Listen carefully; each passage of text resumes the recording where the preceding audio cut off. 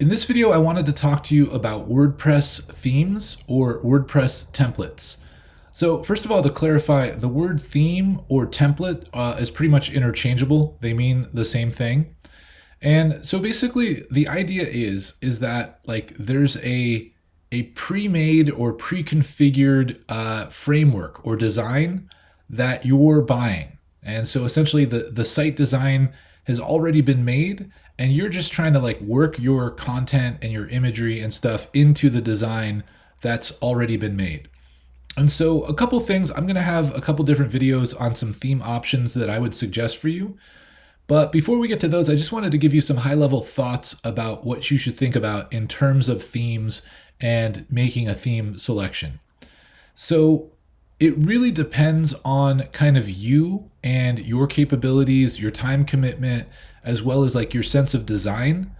But what I would mostly recommend, like what I would recommend to a friend, is that you find a theme or a template that you basically just like really like the way it looks pretty much exactly as it is, and that you don't try and screw it up like at all, that you really work to configure your imagery, your text to fit exactly what the theme looks like.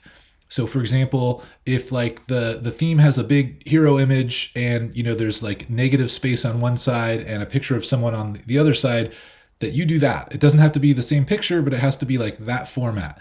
If the main headline has like, two lines and it's, got X number of words, that you would strive to keep that the same too. And that, like whatever you do, like draw within the lines of the theme, and don't try and color outside of that. Just stay within the framework of the template is your best option. Because the truth is, whoever made that template was probably a professional designer. They really thought about it. There's a certain balance and harmony that exists where if you mess one thing up, it actually messes kind of other things up. And if you're not a designer, you just wouldn't know that, and you would start kind of messing with the site, and then you'd look at it and you go, oh, I don't know why I don't like it as much as the original theme when I first chose it. Like, I don't know why it doesn't look as good. And the reason is because you're messing with it. So just don't touch it. The only exception would be like, I'm going to have other modules or videos where I recommend, you can use a freelancer and they can kind of help you modify templates if you have a little bit more money to spend. And then you can do things like adjust and modify a template.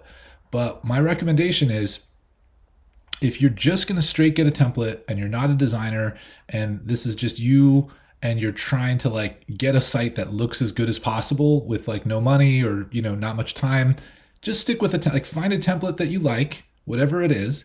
And then as much as you can, just exactly draw within the lines. For sure, make it original content and imagery, like change the content and imagery, but the kind of image and the length of content, try and fit it to the theme. And you'll see that it looks much, much better. Even if you have like a logo, make sure that, the shape of the logo and the theme matches the shape of whatever your logo is, as much as possible. That's my strong advice because, you don't know what you don't know. And if you kind of mess with it too much, you'll quickly kind of find that it just doesn't look like good the way you want it to. And so you're much better off just sticking with the theme that you chose. So in the next videos, we'll go over a couple options for themes, but my main thing here I want to say is just like choose a theme and go with it. And if you're not a designer, then just, live with that fact for this particular, website and, draw within the lines.